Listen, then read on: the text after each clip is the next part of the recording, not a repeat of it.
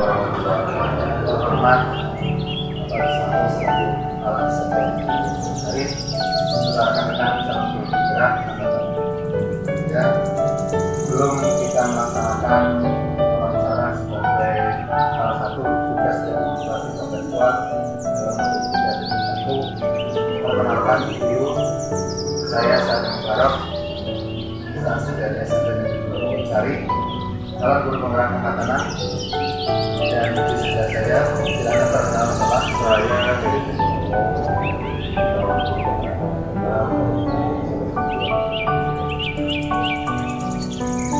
dari Siti Faizah tidak Aulia, calon guru penggerak angkatan 6 dari SMP Negeri 2 Bogor.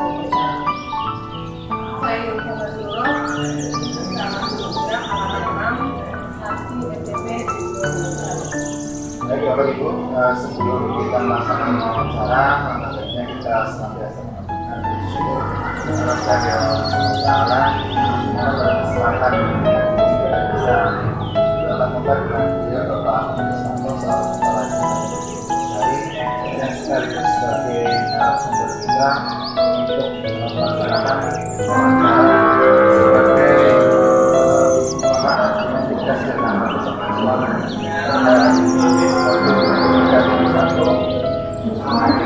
materi pengambilan keputusan berbagai dan sebagai adapun tujuan yang dapat diperoleh yang pertama adalah kita sebagai calon penggerak dapat melakukan suatu analisis atau penerapan proses dari pengambilan keputusan berdasarkan pengetahuan yang telah dipelajari tentang nilai-nilai kewajiban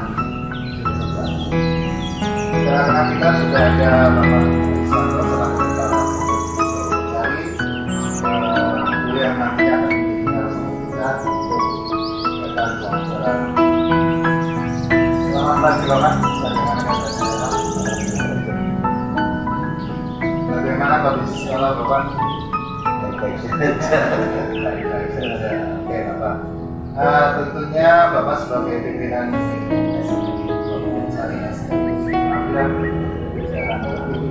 tentunya tidak lepas dengan suatu masalah, di mana masalah itu ada yang bisa dikategorikan sebagai dilema etika dan bisa dikatakan sebagai rujukan moral.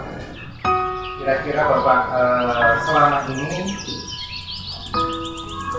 apakah Bapak dalam identifikasi permasalahan antara dilema etika dengan rujukan moral itu dengan menggunakan teknik yang berbeda? Terus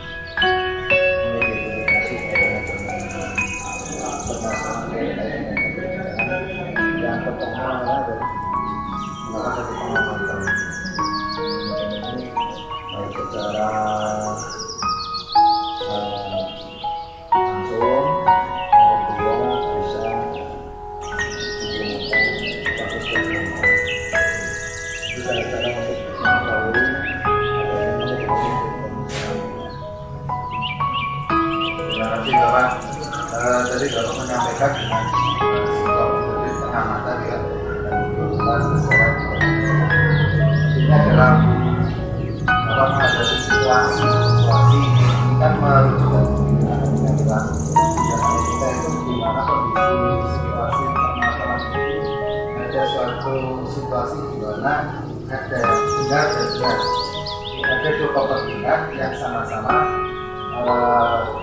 benar sehingga perlu suatu keputusan yang ada bisa mengambil dari kejadian tersebut.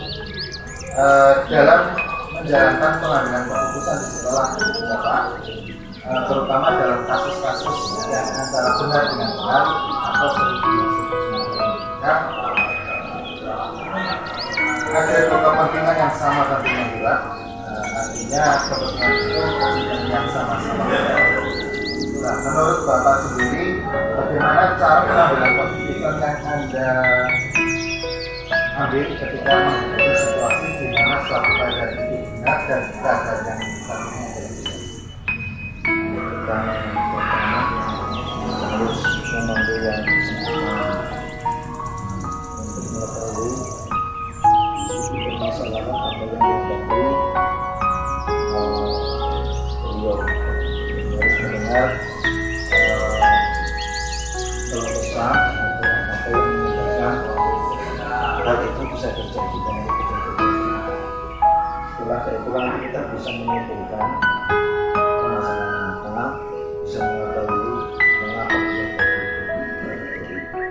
Supaya ditanya dulu yang bersangkutan kok ada seperti permasalahan baru nanti saya bisa berusaha keputusan langkah-langkah untuk perbaikan dan jalan untuk pelajaran tentang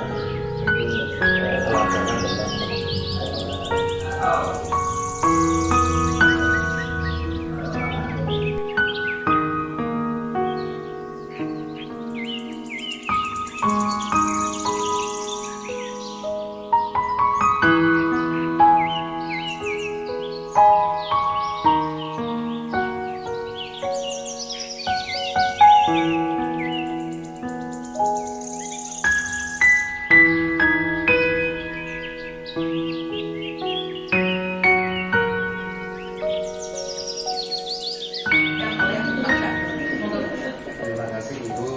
Mohon pertanyaan terkait lanjutan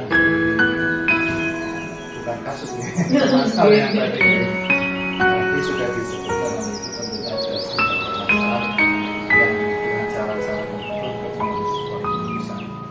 Jadi di situasi awal itu kan ada dilema Iya. antara harus sesuai dengan peraturan yang sudah ditentukan di sekolah dan sebagai anak juga harus punya kewajiban untuk mengurus orang tuanya.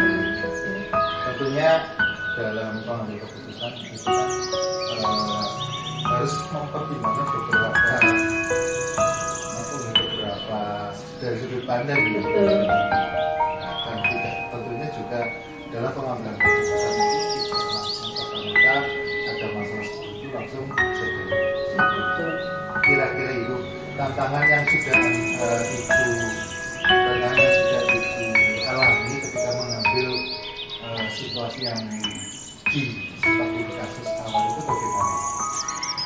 Di tantangannya ya kita justru dari teman-teman itu loh, teman-teman itu tidak sabar. Jadi teman-teman kan kadang karena dia tidak mengetahui prosesnya begitu, jadi ngertinya ya itu seperti itu, tapi kok kayaknya dibiarkan gitu. Bahkan di sini ada yang kita mengatakan ya wong sing PNS sing sertifikasi kayak kaya terus itu ada juga yang berkomentar yang tidak ambil fokus selama 4 tahun ini ya juga perempuan ya satunya seperti kira-kira menjadi tantangan tersendiri agar misalnya kalau yang satu ini dianggap kurang baik jangan sampai menjadi virus bagi temannya. Itu justru yang saya khawatirkan, itu yang akhirnya nanti saya khawatirkan akan membuat kondisi sekolah tidak kondusif gitu ya. Tantangannya justru itu dari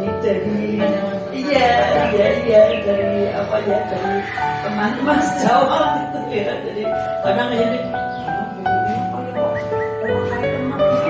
orang tegas seperti itu, kemudian kasih dan seterusnya gitu. Padahal karena mereka belum pernah merasakan di posisi saya gitu. Jadi tapi kalau mereka dalam posisi saya juga mungkin akan melakukan sama seperti yang saya lakukan. Karena misal saya tiba-tiba ke orang itu, misalnya saya langsung tegas, saya beri sanksi, atau misalnya kemudian saya usulkan untuk pindah, itu kan pasti jawab juga pasti pokoknya orang manusiawi seperti itulah. Saya daripada dikatakan saya itu tidak manusiawi, ya mungkin saya dikatakan mungkin cara saya tidak tegas, makanya gitu saya mungkin lebih kayak itu ya gitu. Terima kasih Ibu. Ini pertanyaan selanjutnya ini saya kira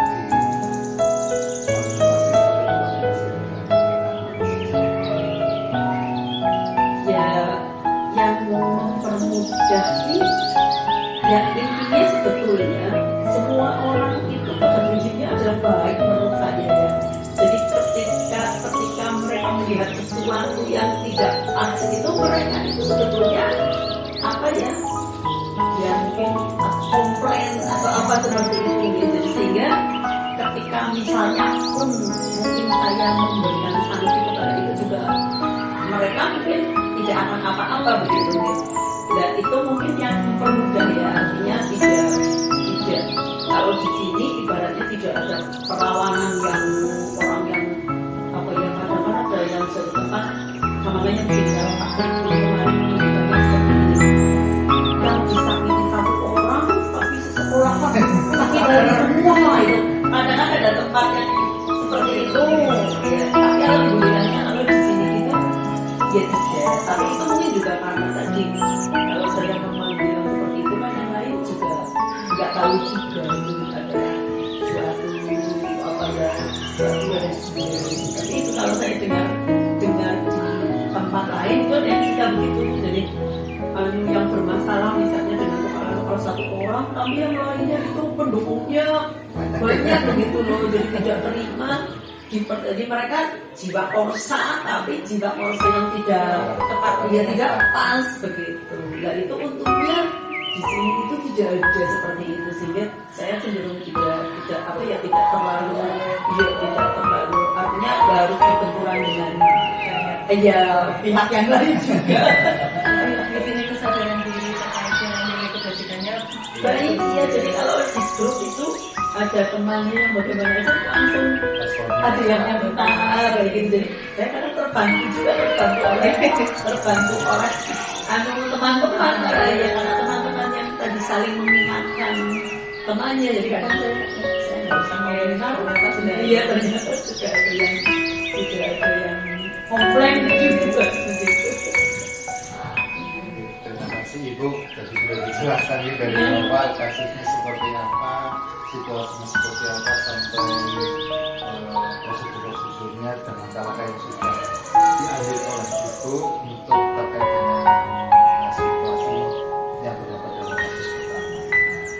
Dalam serangkaian pengambilan keputusan, tentunya sesuatu hal itu kan yang terjadi pasti ada suatu pembelajaran yang bisa diambil ini.